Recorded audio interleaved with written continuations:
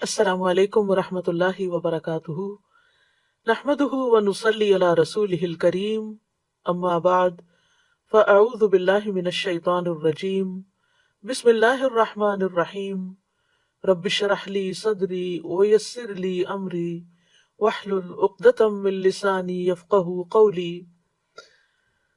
ومن يطع الله والرسول فأولئك مع الذين أنعم الله عليهم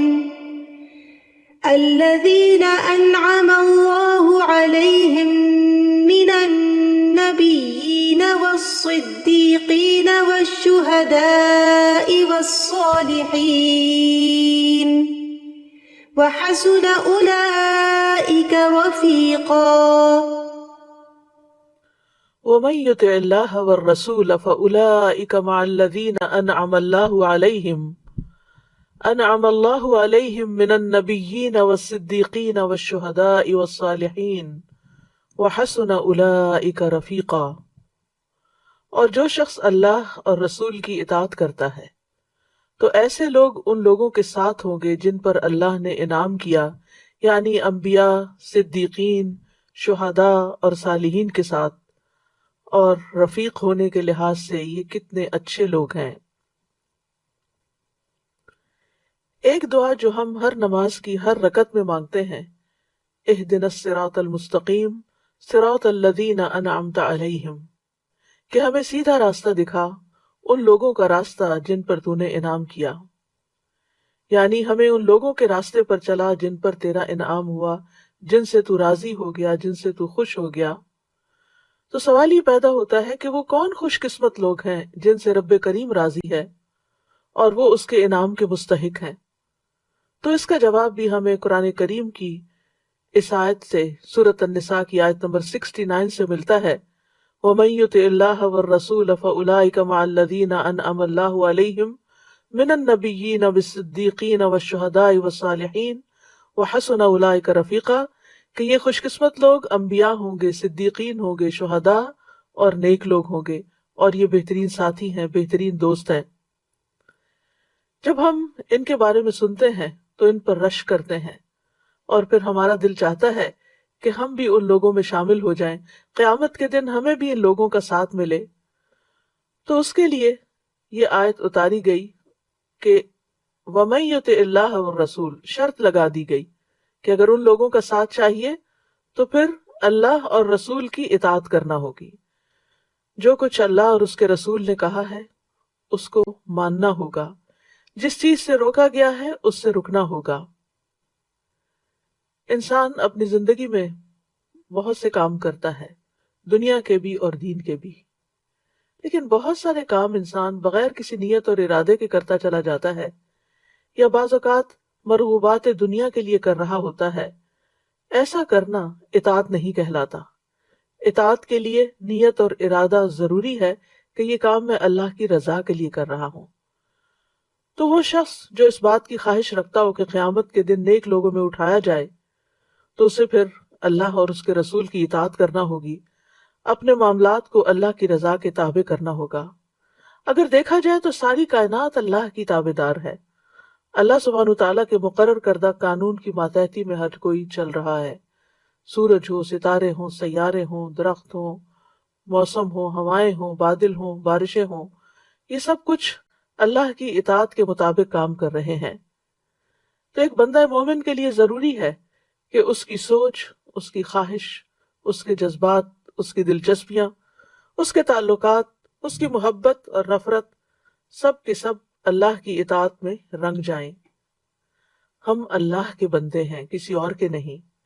تو بندگی کا تقاضا یہ ہے کہ ہم اللہ کی پھر ہر بات مانیں اور اللہ کو خوش کرنے کے لیے مانیں،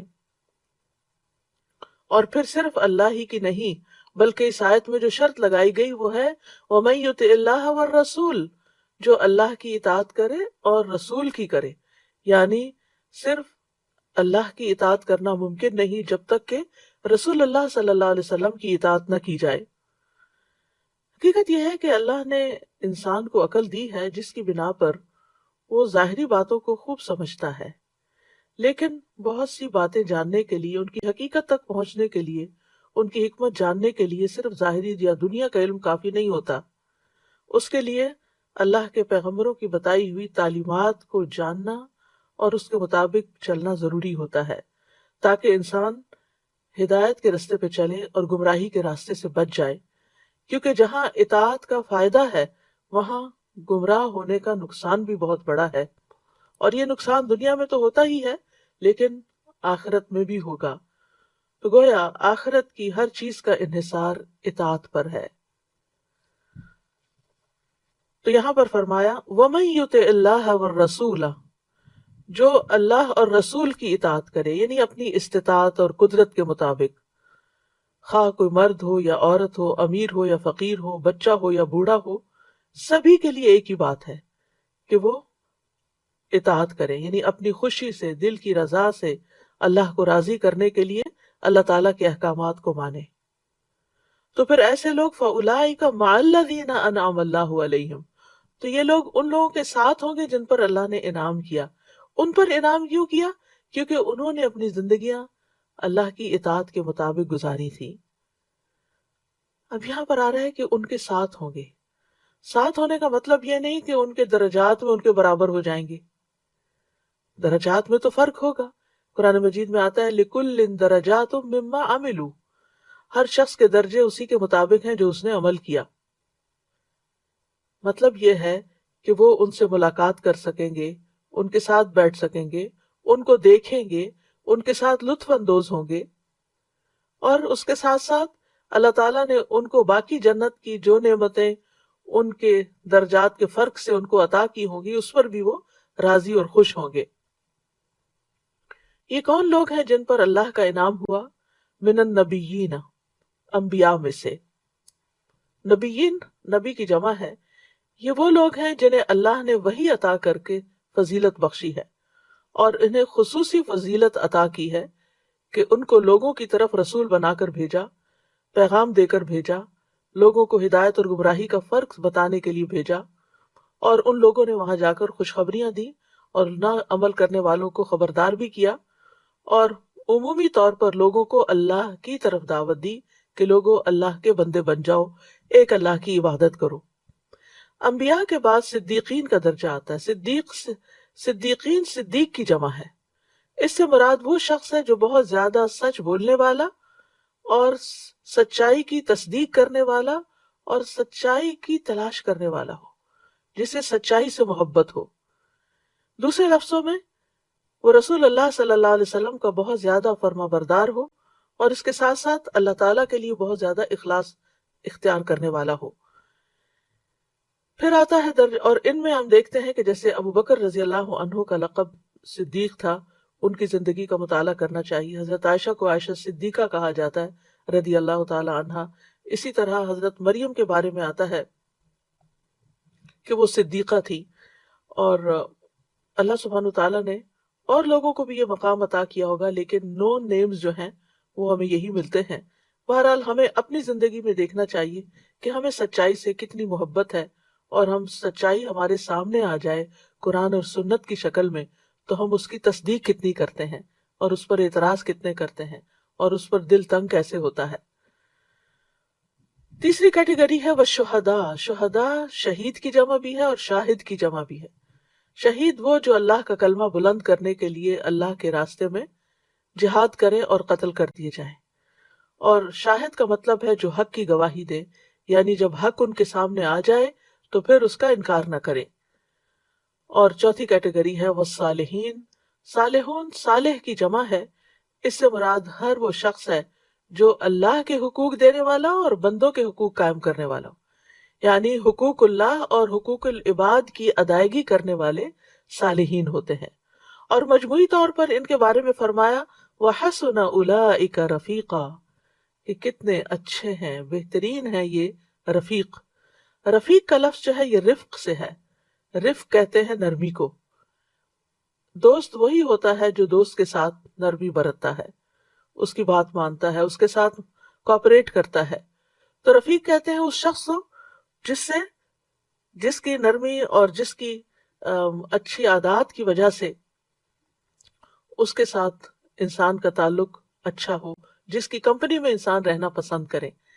یعنی قیامت کے دن جن کو یہ دوست مل جائیں گے، جن کو یہ ساتھی ملیں گے، جن کو ان کا ساتھ ملے گا، تو وہ بہت خوش قسمت ہوں گے کہ وہ ان کی کمپنی کو انجوائے کریں گے. بہرحال عربی زبان میں رفیق اس کو بھی کہتے ہیں جس سے سفر اور حضر میں فائدہ اٹھایا جائے. تو یہاں پر بعض اوقات رفیق کا مطلب یہ کیا جاتا ہے ساتھی، یعنی جو کسی کے ساتھ ہو. لیکن کبھی انسان کسی کے ساتھ ہوتا بھی ہے لیکن اس کے ساتھ وہ خوش نہیں ہوتا یا اس کا دل نہیں ملتا، تو ایسا انسان جس کی شفقت زیادہ ہو، جو خیال کرنے والا ہو، وہی اپنے ساتھی کے لیے رفیق بنتا ہے. تو اللہ سبحانہ تعالیٰ نے یہاں بیان کر دیا کہ اطاعت گزار لوگ انبیاء، صدیقین، شہداء اور صالحین سے فائدہ حاصل کریں گے، اور یہ ان سے اسی وقت فائدہ پا سکتے ہیں جب انہیں ان سے نرمی اور خیر حاصل ہو. تو ہم صالح ہیں یا نہیں، اس کا اندازہ کس چیز سے لگا سکتے ہیں کہ ہمارے دل میں دوسروں کے لیے کتنی خیرخواہی ہے، ہم ان کے ساتھ کیسا معاملہ کرتے ہیں، کس طرح ان کے ساتھ کیا ہم ان کا خیال رکھتے ہیں یا نہیں. تو اللہ سبحانہ تعالیٰ نے بیان کر دیا ہے یہاں پر کہ انبیاء، صدیقین اور شہداء اور صالحین اطاعت گزار کے لیے شدید محبت رکھنے والے اور اس کو دیکھ کر خوش ہو جانے کی وجہ سے اس کے لیے رفیق ساتھی کی طرح ہوں گے. اس آیت کا ایک شان نزول بھی بتایا جاتا ہے. سلسلہ صحیحہ میں ایک روایت آتی ہے، حضرت عائشہ کہتی ہیں ایک آدمی نبی صلی اللہ علیہ وسلم کے پاس آیا، کہنے لگا اللہ کے رسول، آپ مجھے میری جان سے بھی زیادہ محبوب ہیں، آپ مجھے میرے اہل و عیال سے بھی زیادہ پیارے ہیں، آپ مجھے میرے بیٹے بھی سے بھی زیادہ محبوب ہیں، آپ مجھے میرے بیٹے سے بھی زیادہ محبوب ہیں. جب میں گھر میں ہوتا ہوں اور آپ مجھے یاد آتے ہیں تو مجھ سے صبر نہیں ہو پاتا، حتیٰ کہ میں آپ کے پاس آ جاتا ہوں اور آپ کا دیدار کر لیتا ہوں. لیکن جب مجھے اپنی اور آپ کی موت یاد آتی ہے تو سوچتا ہوں کہ آپ جنت میں داخل ہوں گے تو انبیاء کے ساتھ بلند مرتبوں پر ہوں گے، اور اگر میں جنت میں داخل ہوا تو مجھے اندیشہ ہے کہ میں آپ کو دیکھ نہ سکوں گا. نبی صلی اللہ علیہ وسلم نے کوئی جواب نہ دیا حتیٰ کہ جبریل علیہ السلام یہ آیت لے کر نازل ہوئے، وَمَن يُطِعِ اللَّهَ وَالرَّسُولَ فَأُولَٰئِكَ مَعَ الَّذِينَ أَنْعَمَ اللَّهُ عَلَيْهِم مِّنَ النَّبِيِّينَ وَالصِّدِّيقِينَ وَالشُّهَدَاءِ وَالصَّالِحِينَ وَحَسُنَ أُولَٰئِكَ رَفِيقًا. اور یہ ایک حقیقت ہے کہ انسان اسی کے ساتھ ہوگا جس سے وہ محبت کرتا ہے. ایک حدیث میں آتا ہے، ابو ذر رضی اللہ عنہ کہتے ہیں میں نے عرض کیا یا رسول اللہ صلی اللہ علیہ وسلم، ایک آدمی کسی قوم سے محبت کرتا ہے لیکن ان جیسے اعمال کرنے کی قدرت نہیں رکھتا تو اس کا کیا حکم ہے؟ آپ نے فرمایا اے ابو ذر، آخرت میں تم اس کے ساتھ ہوگے جس سے تم محبت کرتے ہوگے. میں نے کہا میں اللہ اور اس کے رسول سے محبت کرتا ہوں. آپ نے فرمایا اے ابو ذر، تم اسی کے ساتھ ہوگے جس سے تم محبت کرتے ہو. تو نیک لوگوں کی صحبت کا فائدہ دنیا میں بھی ہے اور آخرت میں بھی ہے. دنیا میں انسان صرف ان کے رویے سے، ان کی خاموشی سے، ان کے معاملات سے بہت کچھ سیکھتا ہے اور اپنی اصلاح کر لیتا ہے، اور ان کی محبت کی وجہ سے انسان کے اندر نیک بننے کی خواہش پیدا ہو جاتی ہے کہ میں بھی ان جیسا بنوں.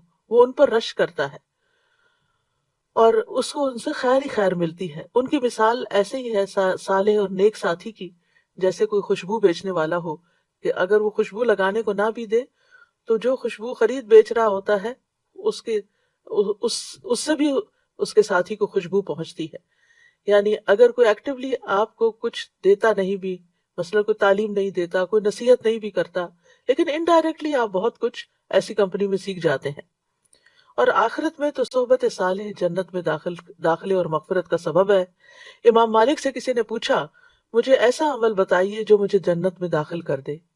فرمایا صالحین سے محبت کرو، ہو سکتا ہے اللہ تعالیٰ ان میں سے کسی کے دل کو جھانکے اور اس میں تمہارا نام لکھا ہو اور اللہ تعالیٰ تمہیں بخش دے اور جنت میں داخل فرما دے. یعنی اگر تم صالحین سے محبت کرو گے تو صالحین بھی تم سے محبت کریں گے. تو صالحین جن سے محبت کریں گے اللہ تعالیٰ ان کو صالحین سے ملا دیں گے. عربی کا ایک شعر بھی ہے، احب الصالحین ولست منہم لعل اللہ یرزقنی صلاحا.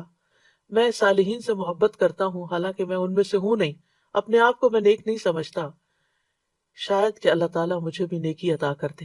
یعنی صالحین کی صحبت سے اور صالحین کی رفاقت سے اللہ تعالیٰ مجھے بھی ان جیسے کام کرنے کی توفیق دے دے.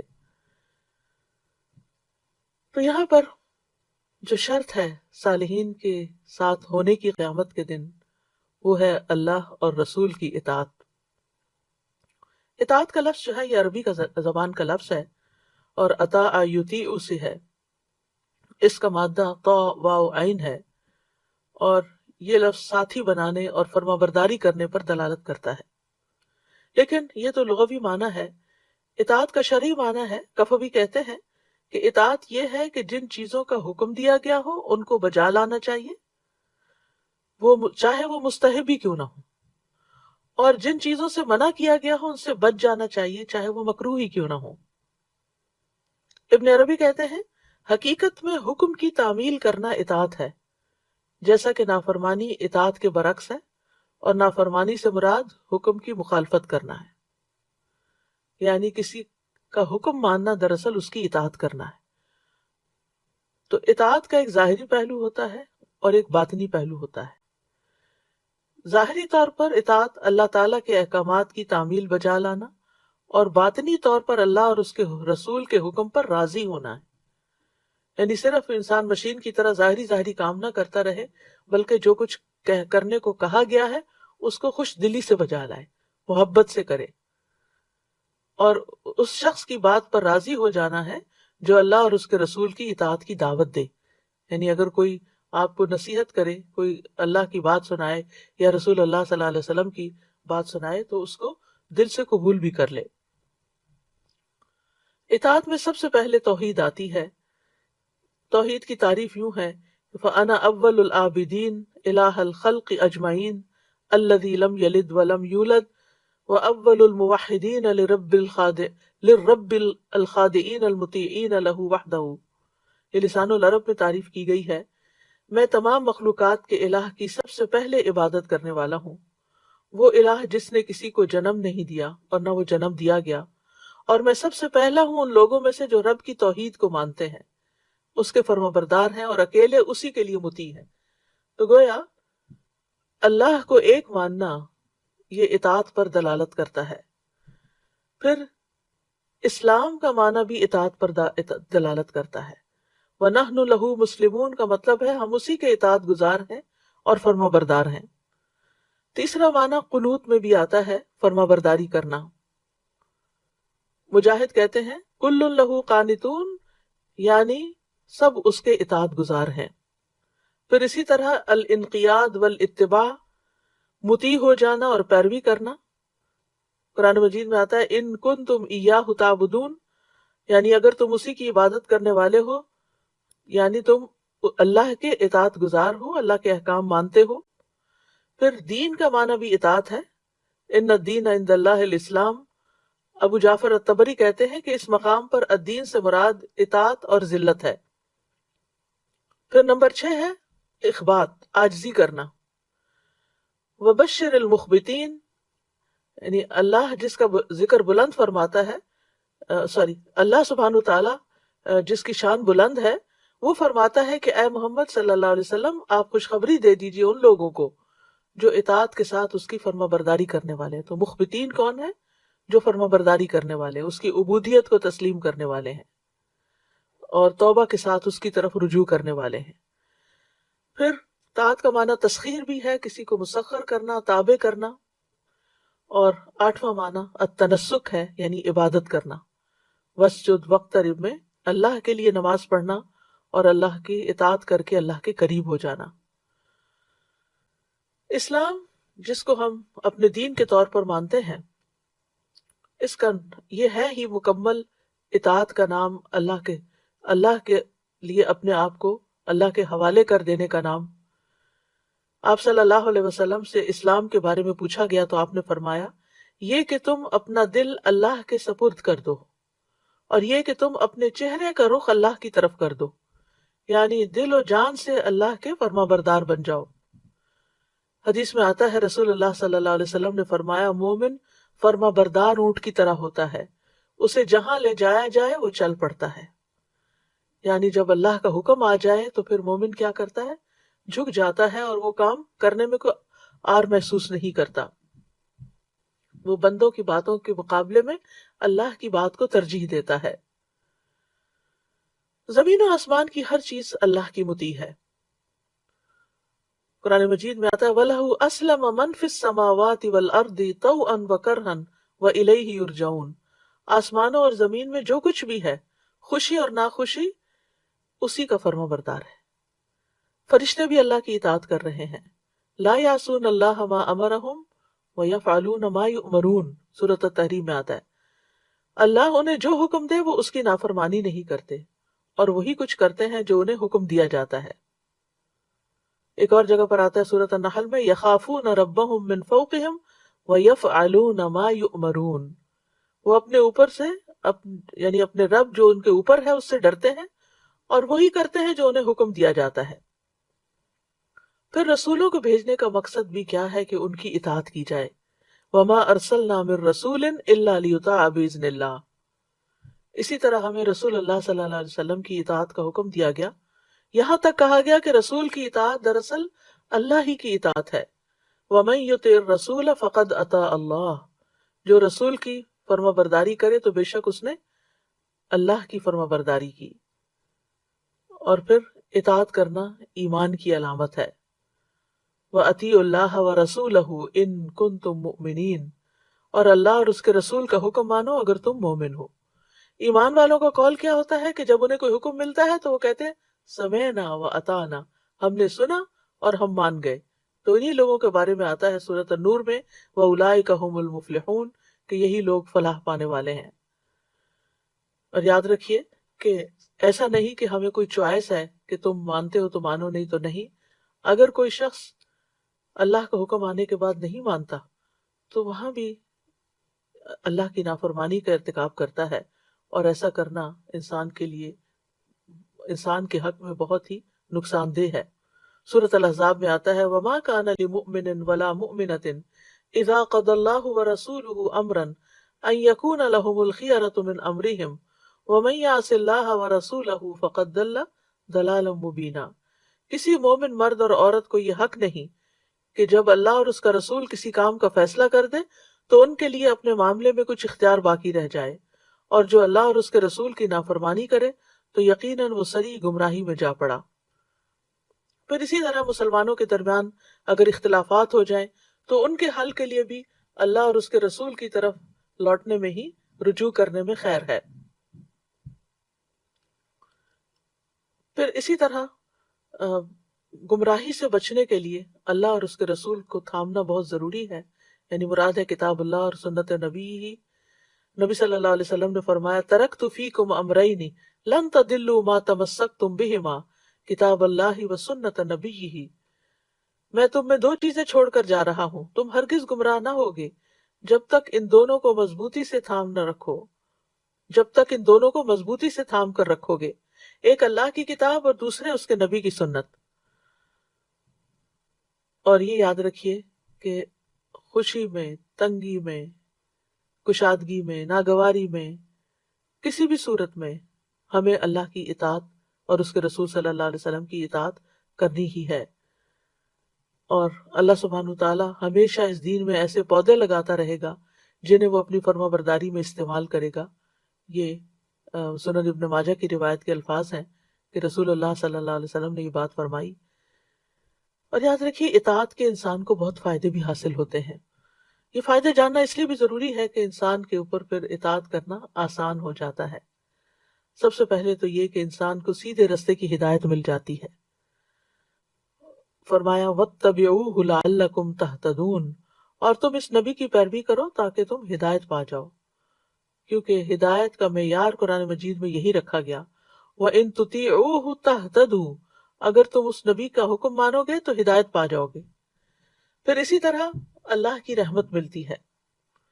فرمایا وَأَطِیعُوا اللَّهَ وَالرَّسُولَ لَعَلَّكُمْ تُرْحَمُونَ، اور اللہ اور رسول کا حکم مانو تاکہ تم پر رحم کیا جائے۔ پھر آتا ہے وَأَقِیمُوا الصَّلَاةَ وَآتُوا الزَّکَاةَ وَأَطِیعُوا الرَّسُولَ لَعَلَّکُمْ تُرْحَمُونَ، یہاں نماز قائم کرنے اور زکوٰۃ دینے کا حکم دیا جا رہا ہے، اور اس کے ساتھ ساتھ رسول کی اطاعت کا حکم دیا گیا ہے۔ کیوں؟ تاکہ تم رحم کیے جاؤ۔ پھر اسی طرح اللہ کی محبت ملتی ہے جب انسان رسول کی پیروی کرتا ہے۔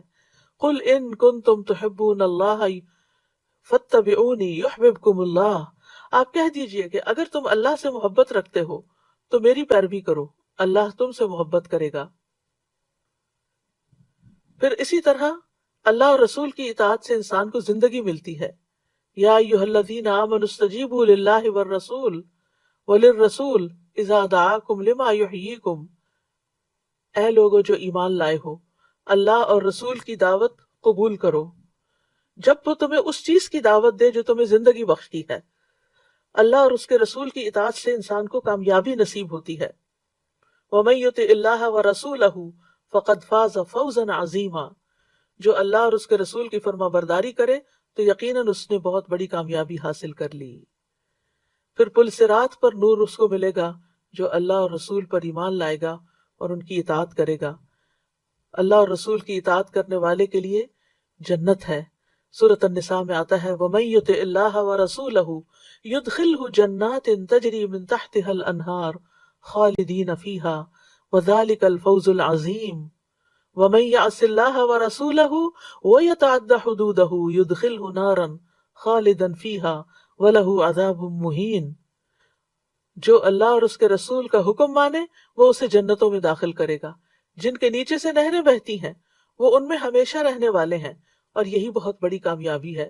اور جو اللہ اور اس کے رسول کی نافرمانی کرے اور اس کی حدوں سے تجاوز کرے اور تو وہ اسے آگ میں داخل کرے گا، اس میں ہمیشہ رہنے والا ہے اور اس کے لیے رسوا کن عذاب ہے۔ تو اللہ اور اس کے رسول کے اطاعت کا فائدہ ہے اور نافرمانی کے نقصانات ہیں۔ ایک جگہ پر اسے کفر سے بھی تعبیر کیا گیا۔ سورۃ آل عمران میں آتا ہے قُلْ اطیعوا اللہ والرسول فَإِن تَوَلَّوْا فَإِنَّ اللَّهَ لَا يُحِبُّ الْكَافِرِينَ، کہہ دیجئے اللہ اور رسول کا حکم مانو، پھر اگر وہ منہ پھیر لیں تو بے شک اللہ کافروں سے محبت نہیں رکھتا۔ پھر ایک جگہ پر آتا ہے کہ اللہ اور اس کے رسول کی اطاعت سے روگردانی نفاق کی علامت ہے۔ وَإِذَا قِيلَ لَهُمْ تَعَالَوْا إِلَىٰ مَا أَنزَلَ اللَّهُ وَإِلَى الرَّسُولِ رَأَيْتَ الْمُنَافِقِينَ يَصُدُّونَ عَنْكَ صُدُودًا، اور جب ان سے کہا جائے کہ جو کچھ اللہ نے نازل کیا اس کی طرف اور رسول کی طرف آؤ تو آپ منافقوں کو دیکھیں گے کہ آپ سے منہ موڑ لیتے ہیں، منہ موڑنا۔ اللہ اور رسول کی اطاعت نہ کرنا گمراہی کا باعث ہے۔ فرمایا وَمَن يَعْصِ اللَّهَ وَرَسُولَهُ فَقَدْ ضَلَّ ضَلَالًا مُبِينًا، اور جو کوئی اللہ اور اس کے رسول کی نافرمانی کرے تو یقیناً وہ گمراہ ہو گیا، واضح گمراہ ہونا۔ پھر اللہ اور اس کے رسول کی مخالفت جو ہے یہ فتنوں اور عذاب کا باعث ہے۔ اللہ اور اس کے رسول کی مخالفت پر وعید بھی آئی ہے، اور نبی صلی اللہ علیہ وسلم کی اطاعت نہ کرنے والے کا نبی صلی اللہ علیہ وسلم سے کوئی تعلق نہیں، یعنی جو آپ کے طریقے سے بے رغبتی اختیار کرے وہ آپ میں سے نہیں۔ فرمایا وَمَن رَغِبَ عَن سُنَّتِي فَلَيْسَ مِنِّي، تو آپ دیکھیے کہ سنتیں جو ہیں ان کی دو قسمیں ہوتی ہیں، ایک سنت موقدہ اور ایک غیر موقدہ ہے۔ تو اس کا یہ مطلب نہیں، یعنی یہ صرف نماز میں نہیں باقی زندگی میں بھی ہے، اس کا یہ مطلب نہیں کہ جن سنتوں کی بہت تاکید نہیں کی گئی ان کو پورا نہیں کرنا چاہیے، ان پر عمل نہیں کرنا چاہیے۔ دونوں طرح کی سنتوں پر عمل کرنا چاہیے، اور جو جتنا زیادہ سنت کا پیروکار ہوگا اس کو اتنا زیادہ پھر تقرب ملے گا۔ حضرت عائشہ کہتی ہیں کہ رسول اللہ صلی اللہ علیہ وسلم نے فرمایا جو میری سنت پر عمل نہ کرے وہ مجھ سے نہیں، یعنی آپ اس کو اپنے سے الگ کرتے ہیں۔ اور انسان جب نبی صلی اللہ علیہ وسلم کی مخالفت کرتا ہے تو وہ سراسر گمراہی کے راستے پر نکل جاتا ہے، کیونکہ ہدایت ملتی ہی ان لوگوں کے راستے پر چلنے سے ہے جن پر اللہ نے انعام کیا ہو، اور ان میں انبیاء ہیں، اور انبیاء کے سردار محمد صلی اللہ علیہ وسلم ہیں جن کی سنت محفوظ ہے۔ تو اطاعت نہ کرنا سراسر نقصان کا باعث ہے۔ تو آپ کی اطاعت دونوں سنتوں پر کرنی چاہیے۔ مطلب ایک تو وہ سنتیں ہیں جو ہدایت پر مبنی ہیں، جن میں آپ کو کلیئر دین کے احکامات ملتے ہیں، دوسری جو ہے وہ زائد ہوتی ہیں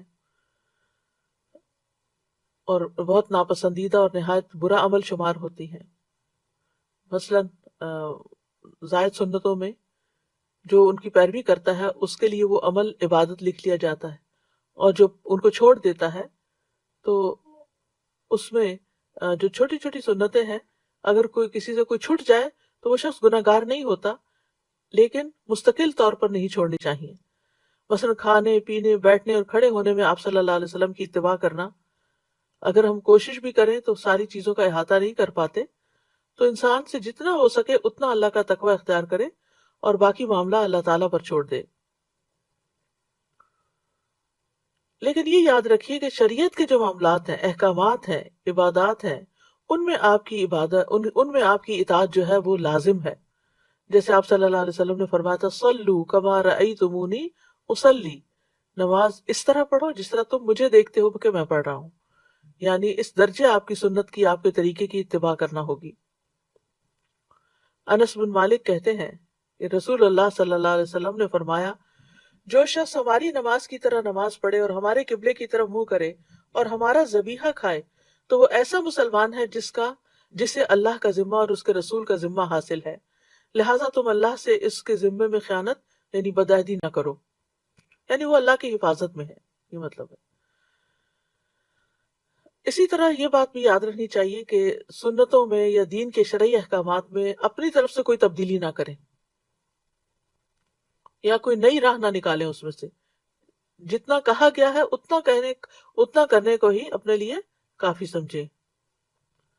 پھر اسی طرح یہ بھی یاد رکھیں کہ نبی صلی اللہ علیہ وسلم کے حکم کے سامنے یا حکم پر کسی اور کا حکم نہیں لانا چاہیے۔ مثلا نبی صلی اللہ علیہ وسلم نے ایک بات فرمائی اور آپ کہتے ہیں کہ فلاں تو یہ کہتا ہے اور اس کام میں مجھے فلاں ڈاکٹر نے یہ حکمت بتائی تھی، تو اس طرح کی بات کرنا یہ آپ کی تعظیم کے خلاف ہے، ان چیزوں سے پرہیز کرنا چاہیے۔ امام مالک کے پاس ایک شخص آیا اور اس نے کہا، اے ابو عبداللہ میں کہاں سے احرام باندھوں؟ انہوں نے کہا ذوالحلیفہ سے، جہاں سے رسول اللہ صلی اللہ علیہ وسلم نے احرام باندھا تھا۔ اس نے کہا میں مسجد حرام سے احرام باندھنا چاہتا ہوں، میں مسجد سے احرام باندھنا چاہتا ہوں۔ تو امام مالک نے کہا ایسا نہ کرو۔ اس نے کہا میں چاہتا ہوں کہ مسجد میں قبر یعنی روضہ رسول کے قریب سے احرام باندھوں۔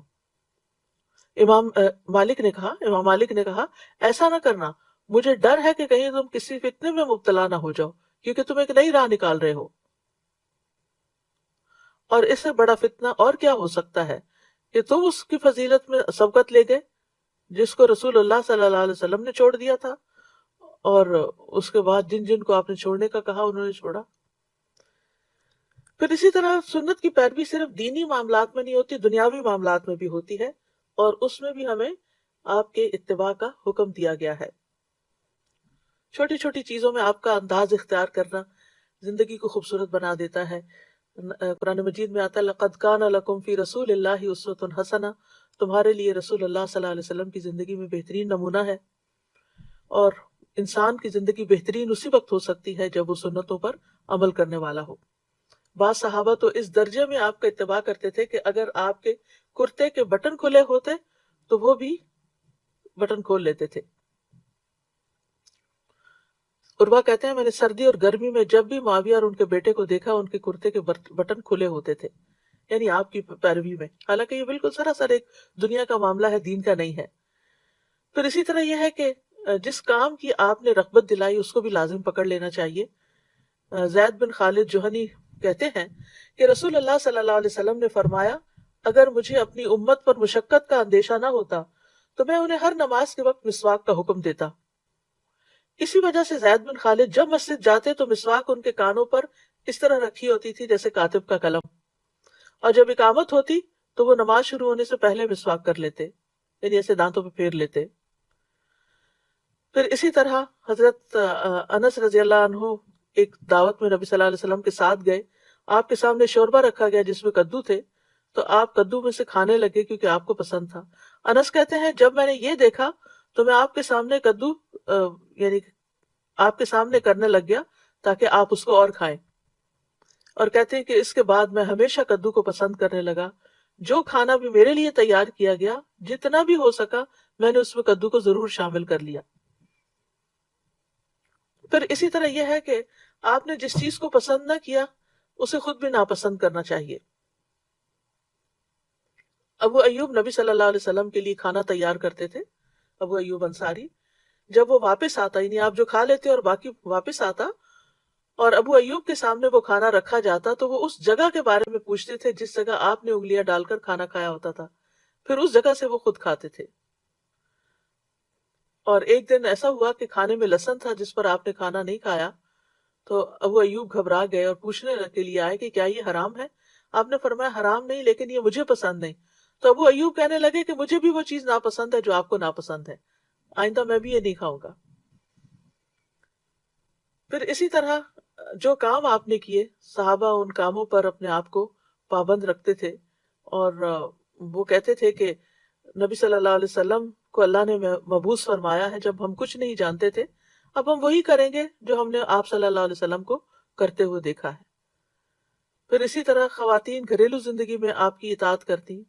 حضرت اسماء بنت ابی بکر سے مروی ہے، جب وہ کھانا پکاتی تو کچھ دیر کے لیے اس کو ڈھانپ کر رکھ دیتی تھی، یعنی جیسے کو ہم کہتے ہیں نا دم پہ رکھنا، تاکہ اس کی حرارت کی شدت بھی کم ہو جائے، اور فرماتی میں نے رسول اللہ صلی اللہ علیہ وسلم کو یہ فرماتے ہوئے سنا ہے کہ اس سے کھانے میں خوب برکت ہوتی ہے، تو میں بھی اسی طرح کرتی ہوں۔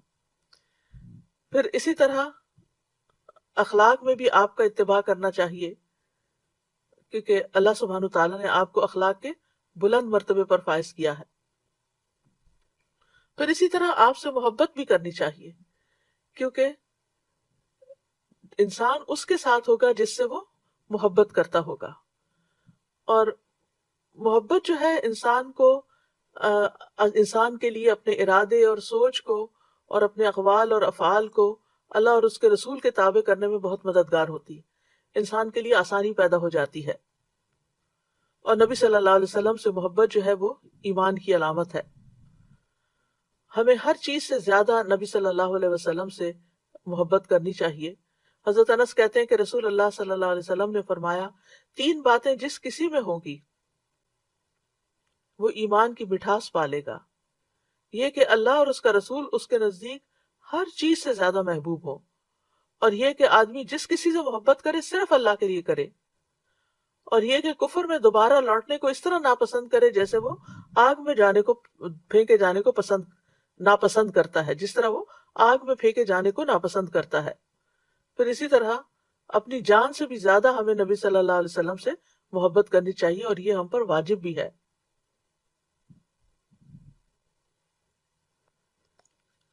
نبی صلی اللہ علیہ وسلم کی محبت کی علامات کیا ہیں کہ ہم واقعی آپ سے محبت کرتے ہیں؟ اس میں نمبر 1 تو یہ ہے کہ ہر چیز سے بڑھ کر ہمیں آپ کو مقدم رکھنا چاہیے، کسی انسان، کسی فلاسفر، کسی سائنٹسٹ، کسی کو بھی آپ سے آگے نہیں رکھنا چاہیے۔ پھر اسی طرح آپ کا ادب کرنا چاہیے۔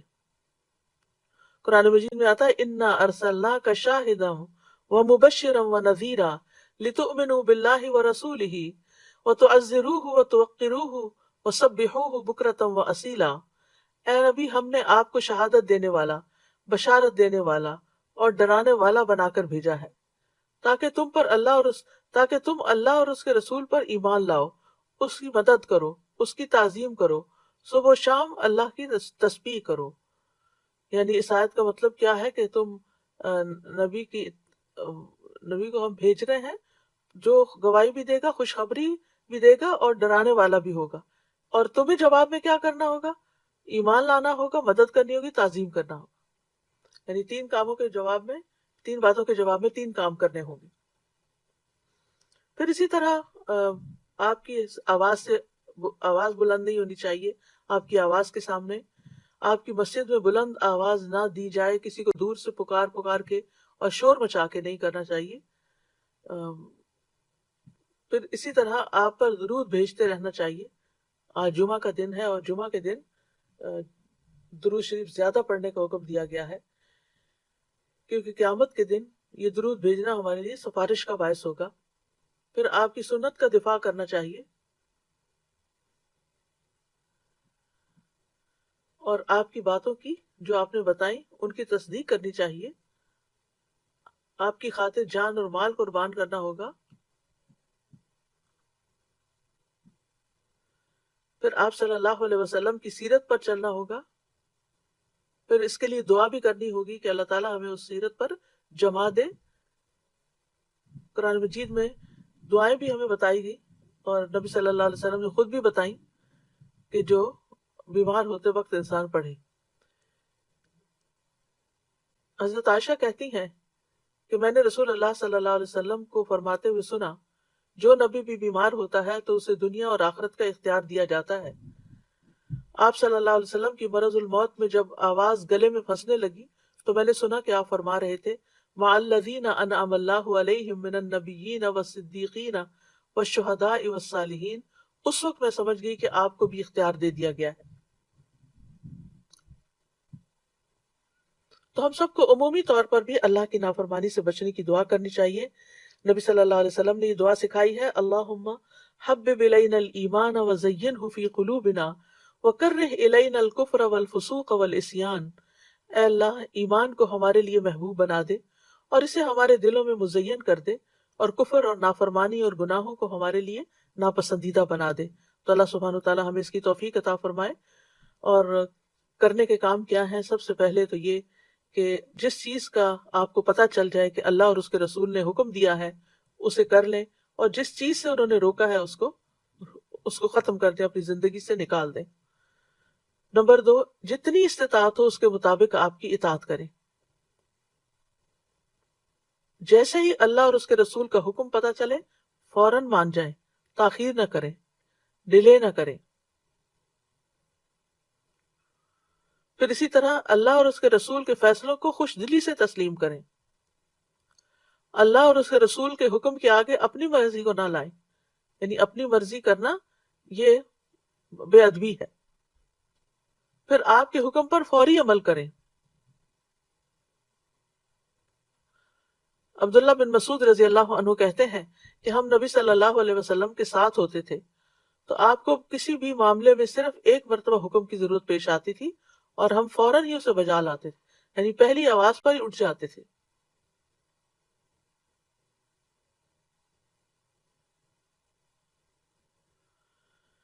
پھر اسی طرح یہ ہے کہ کسی حال میں بھی آپ کا اتباع نہ چھوڑیں، مرتے دم تک آپ کی ہدایت پر قائم رہیں۔